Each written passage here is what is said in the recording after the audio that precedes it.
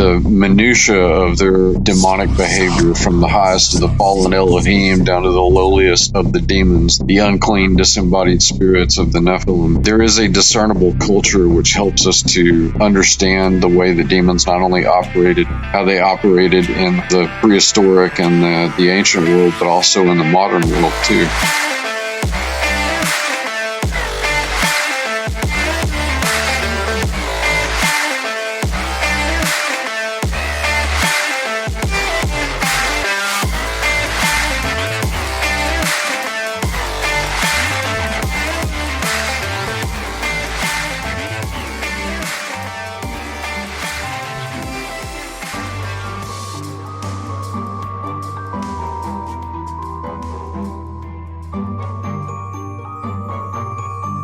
This is your nautical lantern on the dangerous seas of darkness. Let's push off from the placid shore of the status quo and explore what's beyond the horizon. I am your host, BT, and this is Truth and Shadow, your podcast of the supernatural.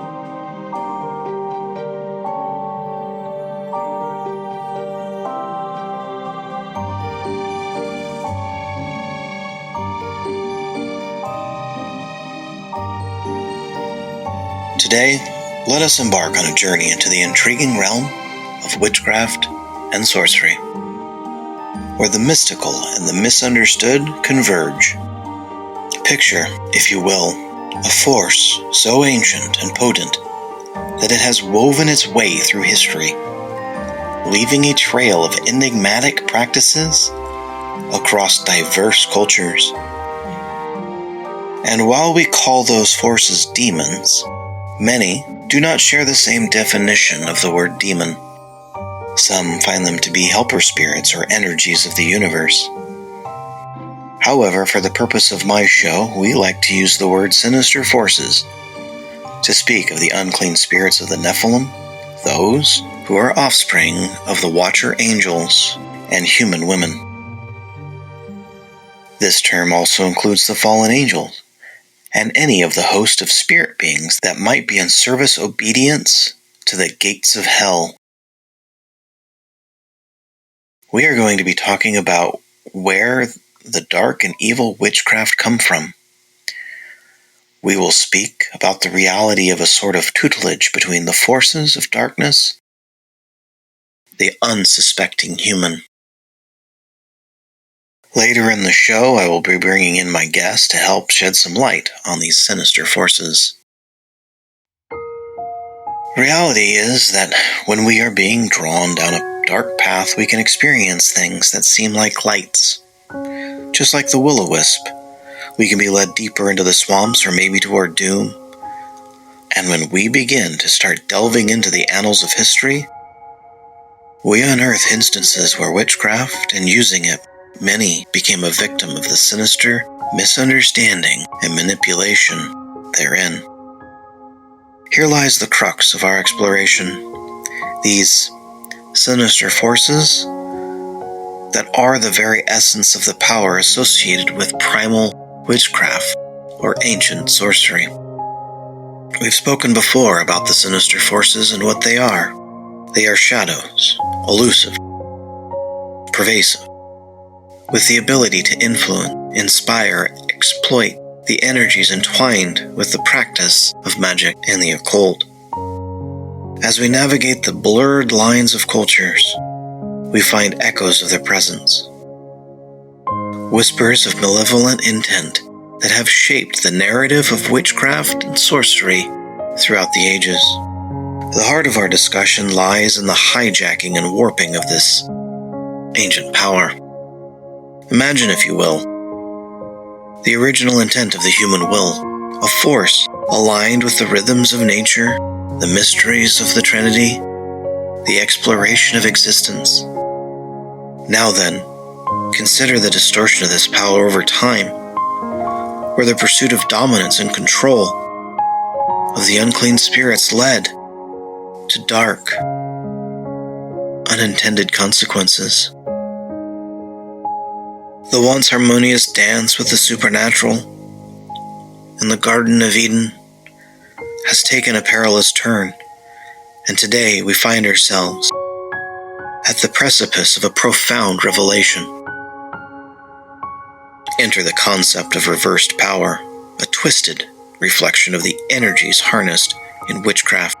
This reversal carries with it a profound power that threatens the very fabric of the human soul.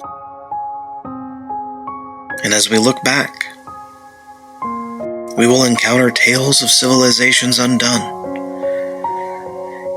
and hear of individuals consumed by a force turned against them. The psychological and spiritual impact of such manipulation is staggering. You can hear about these stories drawn from the annals and pages of history of how people were so kind, so gentle, so nurturing and loving, stumbled into something dark, and over time they had become obsessed with the power, with capabilities, with the illusion that they could manipulate and become their own god. Yet, amid the shadows, there is a glimmer of hope, a beacon guiding us through the labyrinth of manipulation. How can those find themselves in the grip of some ill intent steel themselves against the hostilities of these sinister forces? The answer lies in awareness and prayer. We must navigate these dangerous waters with a discerning eye, a lantern built upon being mindful of the ethical considerations that tether us to the Holy Spirit. If we reflect on the odyssey we have undertaken along the path of the historical tapestry of witchcraft, by unraveling the threads of manipulation woven by the sinister forces, the message resounds in a cautionary tale of the potential destruction of the human soul inherent in witchcraft. And here I speak to differentiate the New Age versus the Old. New Age witchcraft, represented by modern Wicca, emerged in the mid-20th century. It emerged as a nature-based, eclectic spiritual practice, emphasizing personal growth and connection to nature. It involves rituals and magical ceremonies. Wicca was a word coined by Gerard Gardner in the 1900s. It is a subset of New Age witchcraft with a focus on deities like the god and goddess, and adherence to principles like the so-called Wiccan Rede. Ancient sorcery, in contrast, refers to diverse magical practices in various ancient cultures, from Mesopotamian Egypt to Greece and Rome.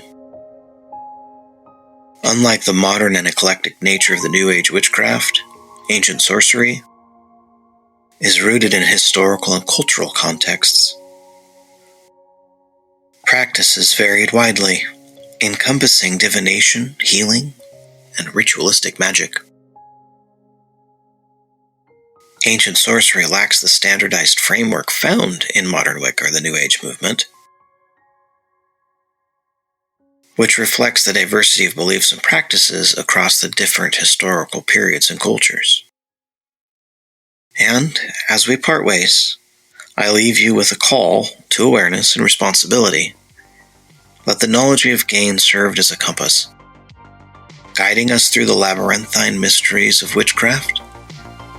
May we, as seekers of truth, be stewards of ancient wisdom, ensuring its integrity and preserving the delicate balance between the mystical and the mindful. We'll work through these ideas of how it is that the sinister forces begin to influence the mind, and just how old they really are.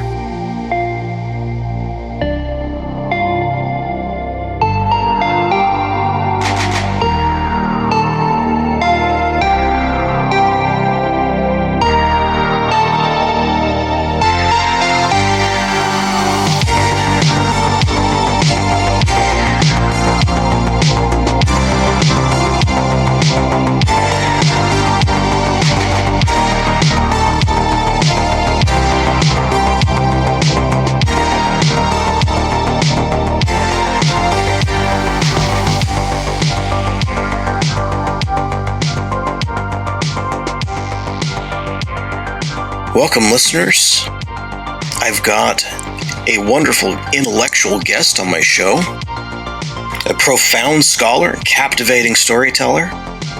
This man transcends the boundaries of knowledge, unearthing the treasures of history and mythology. Join us as we delve into the depths of wisdom with a mind that illuminates the extraordinary and transforms the ordinary into an awe-inspiring journey of discovery. Dr. Judd Burton. Thank you for the introduction.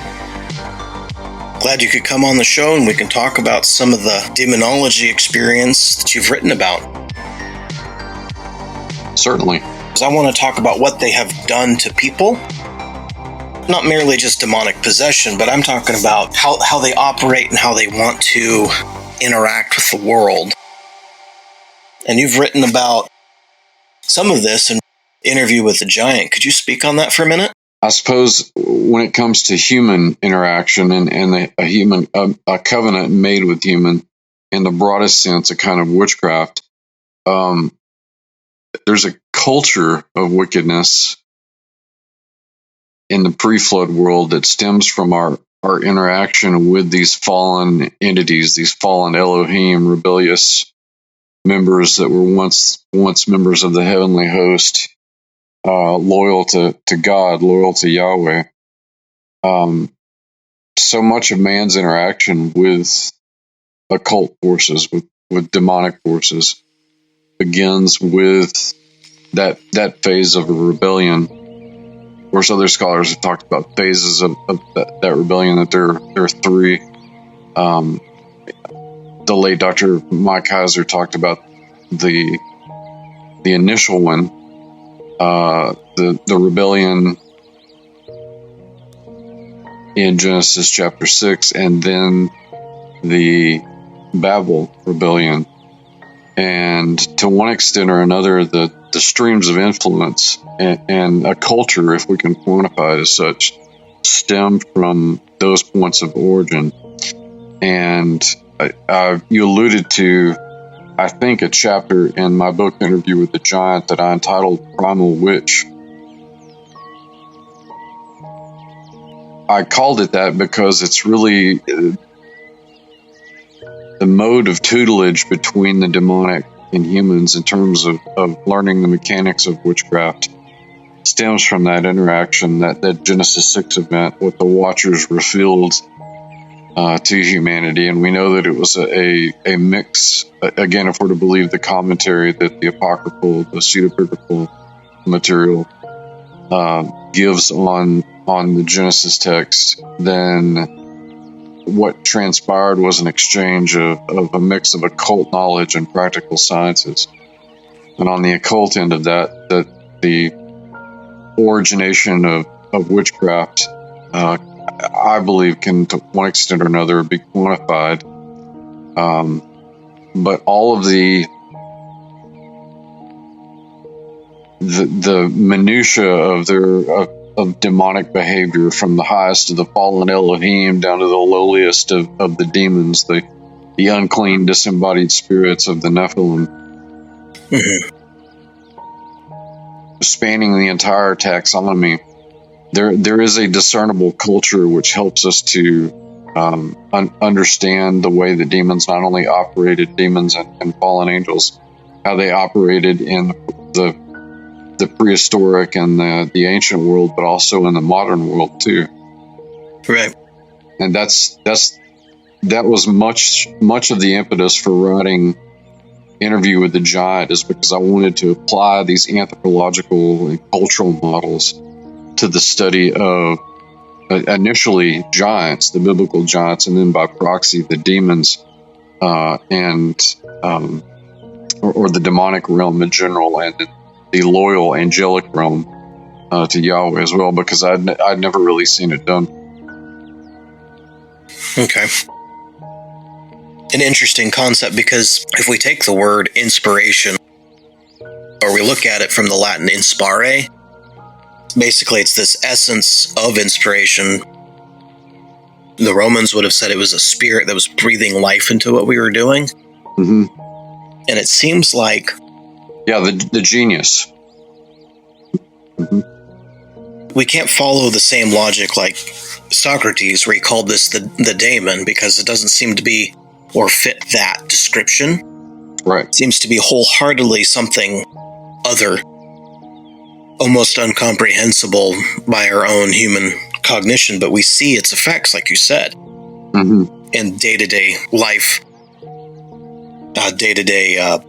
when people are practicing any kind of New Age or even occult things, because when you talk about this primal witch, we're really talking about some ancient, Appalachia-style witchcraft, really. Very much, yeah. Yeah, not so much, some of the, this isn't atheistic Satanism. This is completely a whole different type of ballgame. Right, nor is it thaumaturgy. It's not the high magic, the ritual magic that's been sort of caricatured in Hollywood. Right. But it's as dangerous, if not more dangerous. This is the kind of, I hesitate to use the word organic. It's a more direct tutelage in many cases, and it's equally as dangerous. And it is an intellect. I mean, we are dealing with a superior. They've been at this for millennia. Mm-hmm.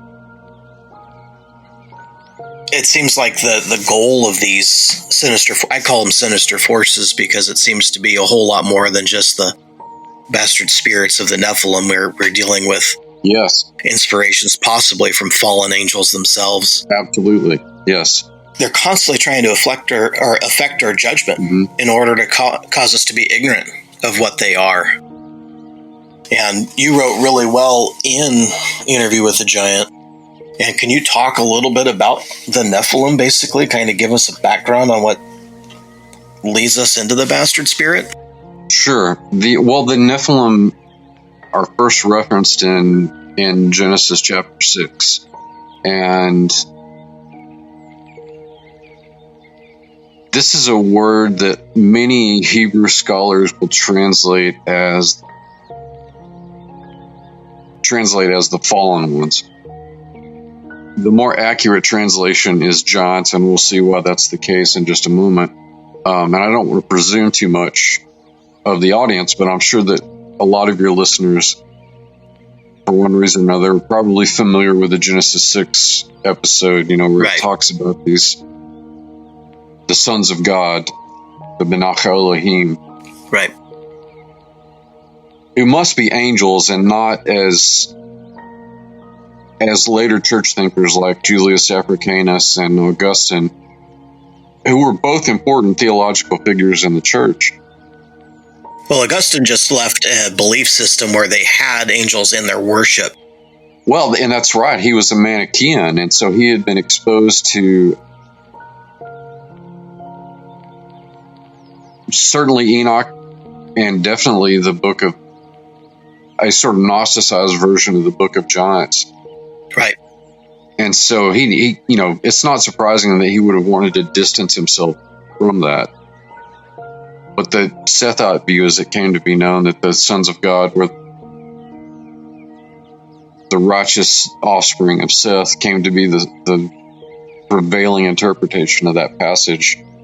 But it's completely bereft of context and what we know about the linguistic nuances of not only the Hebrew, but also the later Septuagint, which the Hellenized rabbis that translated that gave that proper Greek idiom and thereby clarified it for us as giants. In fact, that's the word that they use the genitive of gigantes.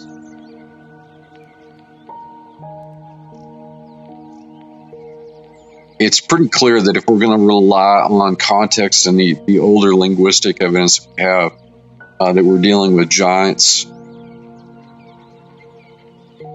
In other words, that passage in Genesis 6 talks about the mating between these fallen sons of God and the daughters of men. It says that they went into the daughters of men, and that's just a transliterated euphemism for sexual intercourse. And so there's really not even any vagary there as to what happened. So the product of this union was a being that had both angelic pedigree and human pedigree. And we get a sense that they play a role in the wickedness that ensues, that their forebears, the Watchers, had begun.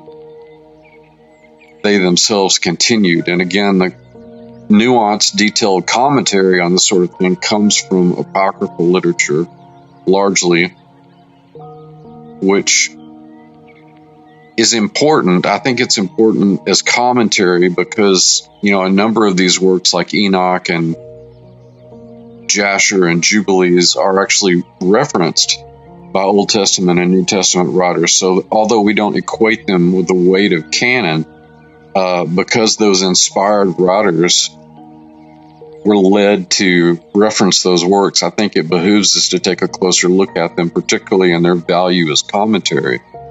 Right. And so we get the details. This semi-divine race, the Nephilim, who were wicked. They were so wicked that their parents were afraid of them. They turned on each other. They consumed all of humanity's resources. They drank the blood and ate the flesh of humans. Just all kinds of nastiness. Yeah. And take the human wickedness, take the angelic wickedness, take the giant wickedness, wrap all of that together, and God he's taken all this into account as the perfect judge, and he hands down judgment.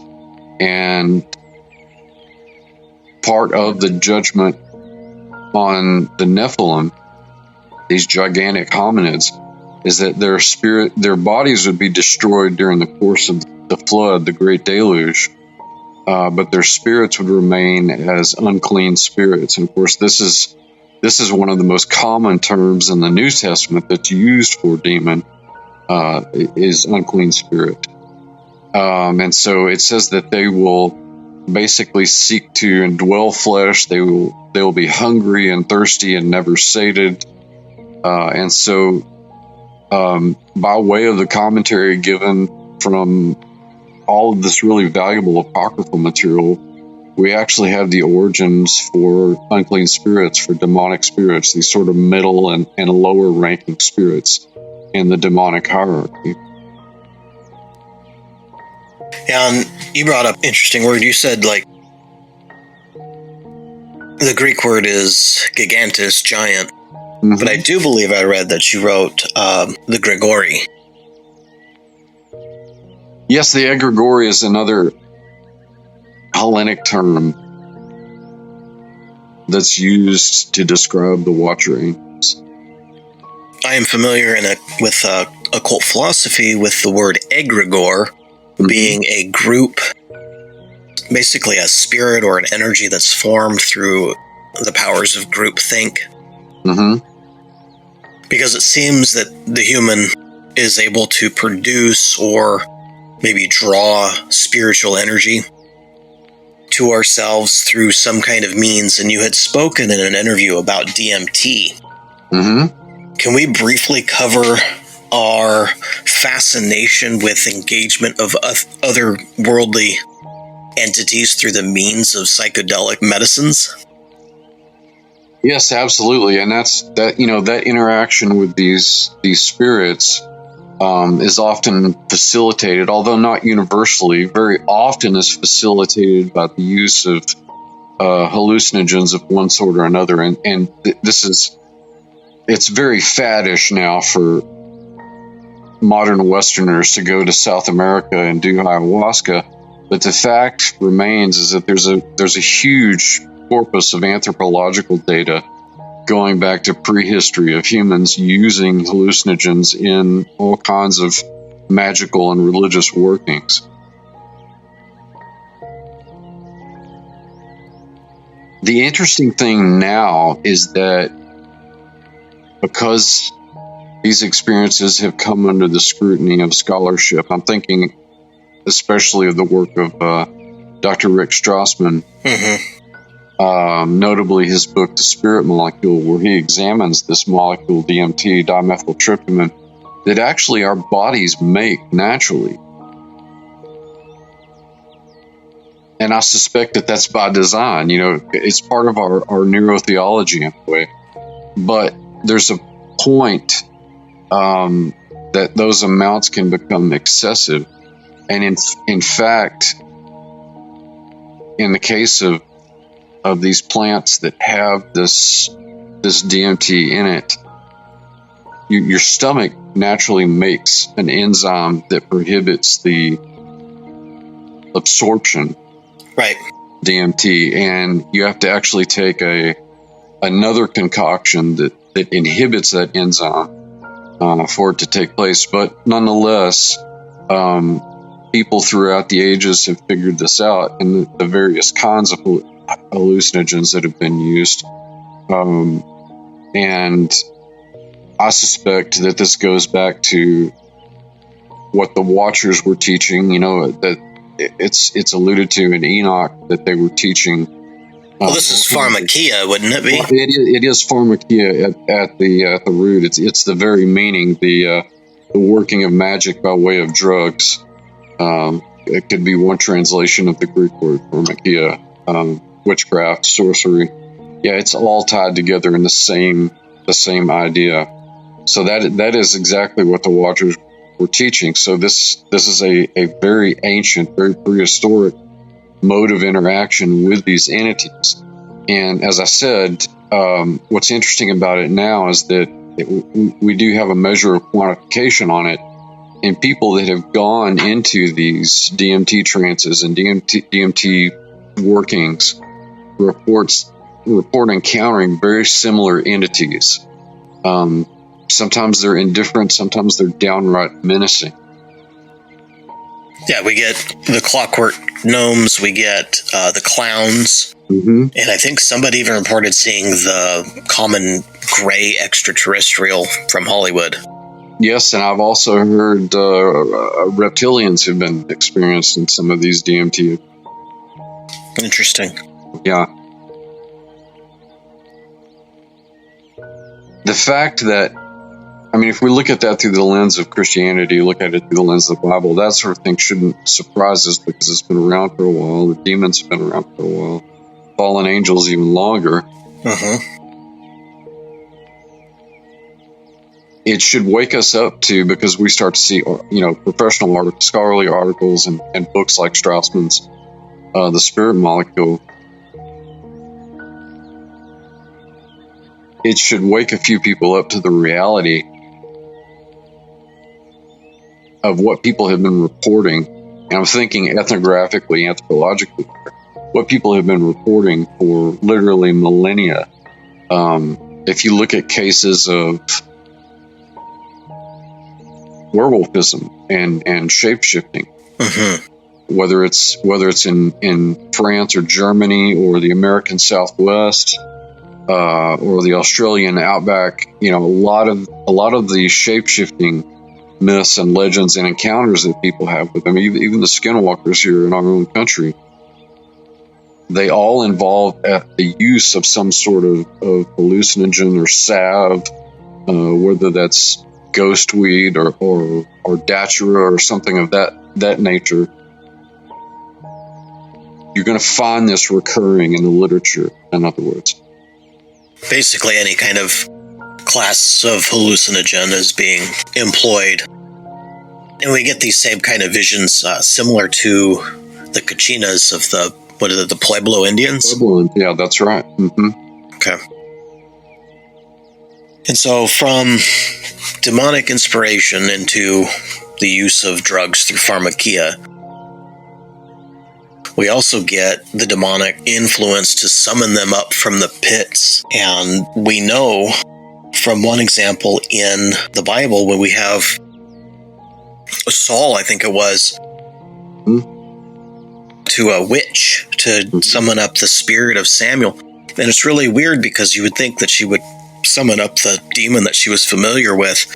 And yet she's like, no, we've got an Elohim here. And we know that word's only used to speak of godlike entities. What can we glean from this story about this witch of the of Endor, or the Ove? Well, this is one of those cases of fracturing of prohibitions from from the Mosaic laws, the Levitical laws, against the law against necromancy, which is interesting that it's in there because it puts forward that you shouldn't do this, and it's also possible. It implies it's possible. It implies that it's possible. That's right.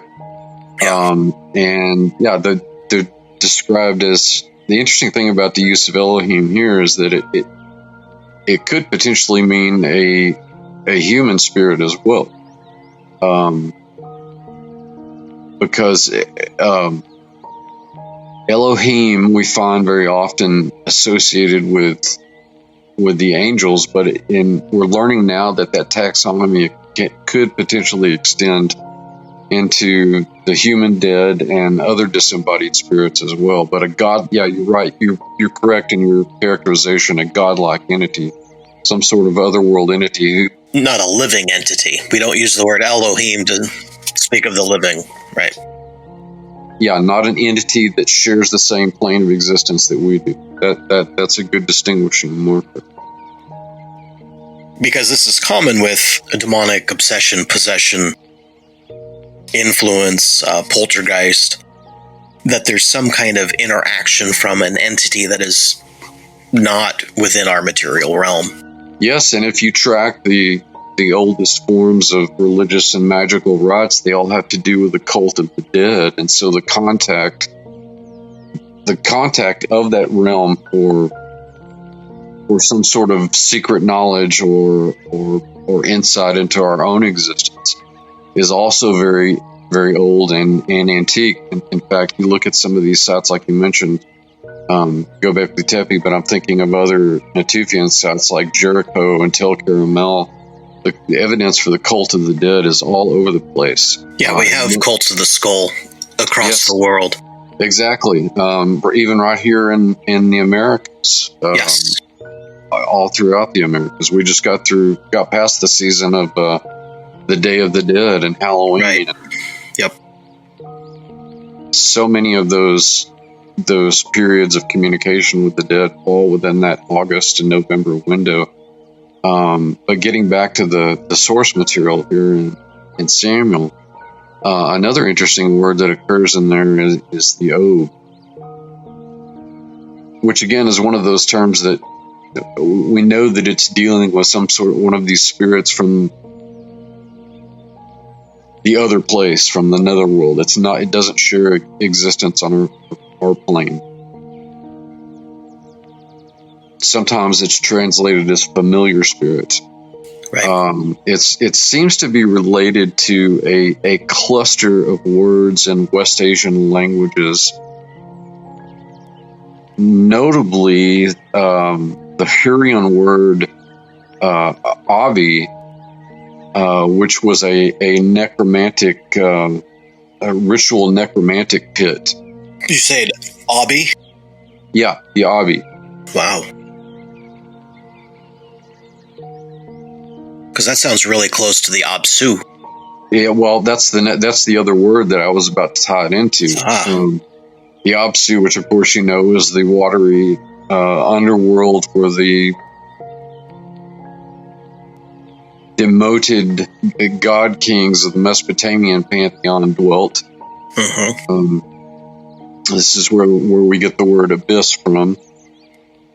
But the Hurrian Abi, and there's certainly diffusive cultural influence between the Mesopotamian and the Hurrian worlds. To give people some reference, we're talking about northern Syria and south central Turkey in terms of the old Hurrian Empire. But the necromantic pit, the Abi, is meant to mimic that. It's meant to mimic the Absu. It's meant to mimic the realm of the dead. It's meant to mimic at least one chamber in the Hebrew conception. It's meant to mimic the realm of Sheol, where some of these Elohim dwell, including the Rephaim. And even Rephaim is related to the word used for these dead god kings, demoted god kings, the Rabbah, and Akkadian and Sumerian and the Rapa and Ugaritic that the Phoenicians wrote in. Uh-huh. So all of these concepts and words are tied together in the general sort of complex information management that went along with the mythology of the ancient Near East, or I should say the mythologies, plural, of the ancient Near East. They were all tied together, and that includes the religious thinking of the Hebrews. And then it wasn't too long after this interaction between King Saul and the prophet Samuel that we read about him wanting to throwing a spear at David. Mm-hmm. That there's this relation between rebellion and witchcraft that seems to be tied into scriptures. That's right, which is another allusion back to the rebellion of the Watchers. It was as the sin of witchcraft because a bulk of what they taught humanity was witchcraft. So it's not merely a rebellion in the same sense that we would go, oh, this group of people is rebelling against a tyrant. It's this group of people are doing witchcraft. Right. It's not like a political, I mean, it is a political coup, but it encompasses so much more than just the theopolitics of the realm, as Sharon Gilbert would say. The witchcraft is a direct component, and if you look at the antecedents in Genesis to what comes later in Exodus and Leviticus and Deuteronomy, where we get the fleshing out of the law, it only makes sense that it's directly related to, that it's alluding to the rebellion of the sons of God. And so it's this action of rebellion or rebelling against that we start seeing a fall towards the dark side, to borrow George Lucas. And it leads to other people. There's other cases through time of individuals who seem to have engaged these spirits. There's a young man who changed his name to Pazuzu that I spoke about with Dr. Heather Lynn for a little while when they found his body in his cell, because he was in solitary confinement. They found him with bruises on his body that could not have been self-inflicted, and then he had cut an artery on his arm in a way that would not have been self-inflicted. Mm-hmm. And he constantly was screaming about having to do a blood sacrifice for whatever entity it was he worshipped. I mean, he said he worshipped Pazuzu. I mean, he even ground his teeth into points. Did all sorts of things that were completely disgusting, mm-hmm. and entirely in the same vein of these unclean spirits. And I find it kind of interesting because it leads into an idea where people establish a location, a loci, mm-hmm. a locus of power to draw these entities out, which is exactly what it seems this witch of Endor had stumbled upon. She had an area, a pit, mm-hmm. where she could summon whatever entity it was that she spoke to. Mm-hmm. And this brings up the idea of sacred space. We typically think of a church as sacred space, but it seems like the sinister forces employ their own form, mimicking maybe the Edenic idea. Mm. And that's one of the reasons why we spoke about Gobekli Tepe. It's a mouthful. It is a mouthful. And we spoke about that one in our own chat conversations through time, how it is so close to what the fallen ones might have thought was Eden. Mm-hmm. Is that a theory that's being bounced around? Certainly one that makes sense to me, just in terms of you're right, sacred space, sacred geography is always, that's really the cosmic chessboard in a lot of ways. And I think that that's pretty clearly explicated to us in passages like Deuteronomy chapter 32 and Psalm 29, where, it talks about the gods of the nations, and the apportionment that they have. So they literally have geographical domains. And of course, this is echoed by, Paul when he's talking about it in Ephesians chapter 6. So it's been a war of cosmic geography to a great degree. And you're right. To my mind, there are a couple of ways this can happen. There are already locations within their own domains, that is, hearkening back to the gods of the nations distribution of territory. And then there are spaces, sacred spaces, infernal spaces, if you will, that can be made due to the enticement of demonic forces, and those spaces are made sacred, whether to God or whether to the demonic. They're made sacred by the occupation and activity within those locations. So the ritual activity, in other words, the religious activity within those areas. People can also be sacred or infernal geography, because the temple imagery that Jesus uses, when we become a believer, when we accept the gospel, we accept Jesus, we become a temple, we become sacred space because God wills us. Which would then show, if we are the temple of the Holy Spirit, which means we could be a vessel for God, therefore the sinister forces could pour itself into an individual, making it a dark temple. That's right. If you will. And we typically call that demon possession. That's right. Yeah, that's exactly right. And that characterizes everything that the demonic does. It's a shadowy reflection, a counterfeit of what God intends. Always an opposite. Yeah, exactly. I was thinking of a passage in Montague Summers' Vampires, Kith and Kin, where he says that the vampire is a shadowy reflection of what Christ intends. And by extension, I think that does apply, to the demonic as well. Which is an interesting correlation, because a vampire, according to modern movies, is they can't be seen in a mirror. Right, exactly. No reflection. Well, and that's part of the challenge of Christians, at least on not only just the sort of deliverance / exorcistic front, but also the apologetic front, is stripping so many of these entities that have been basically caricatured by popular literature and cinema. We have to strip away the literary and cinematic veneer of the vampire or the werewolf, the ghoul or the revenant, or whatever the preternatural creature might be, to reveal the demonic. Right. The movie The Last Voyage of the Demeter did a really good job of showing the Nosferatu.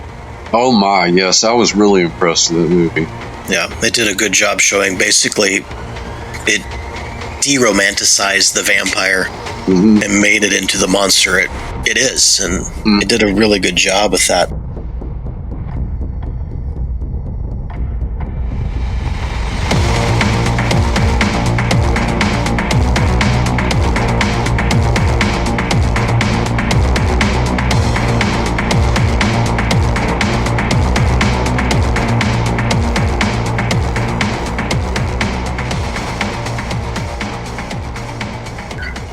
Fantastic interview, Dr. Judd. Can you give us some... You're doing a school. You've got classes. Can you talk about that for a bit? Certainly. Through the Institute of Biblical Anthropology, I have 6 programs of study. And there are actually a few of them that deal directly with the topic tonight. I do teach a biblical demonology program. The preternatural morphology program covers the kind of folkloric manifestations of the demonic, and the world mythology class, or rather the program, would also be pertinent as well. And people can sign up for a year membership, or they can pay month by month. to get access to the course materials. And that'll give them access to basically any course they want. Yes. At any given time. Right, exactly. It's best to designate a program of study, especially if you want the certification. But, this is, the platform itself is going to be a snowball, because nice. there are going to be video lectures. Eventually, there's going to be more interactive stuff.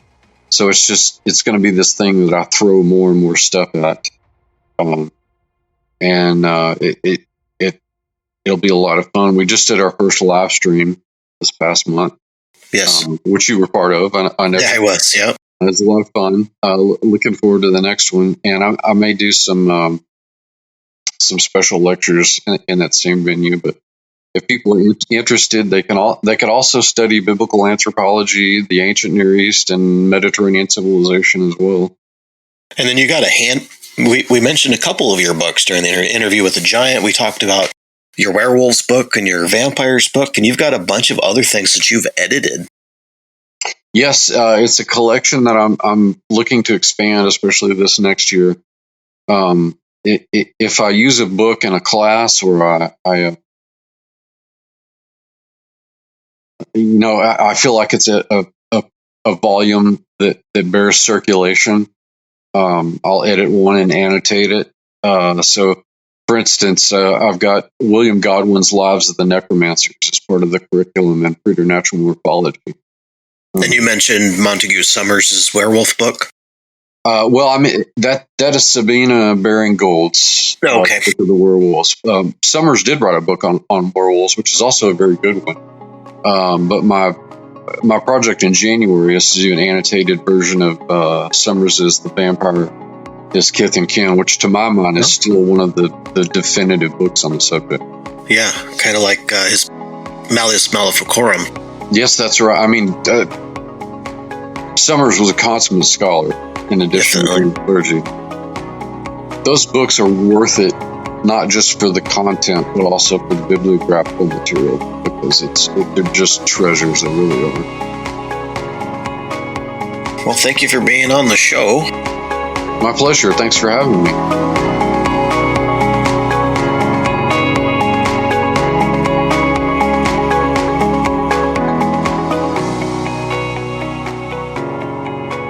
Thank you for listening. This is a free podcast based upon the value for value model.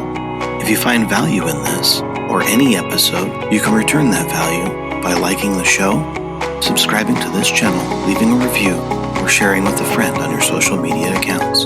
You can also donate on my website. Thank you again. This is BT for Truth and Shadow Podcast. You are the light.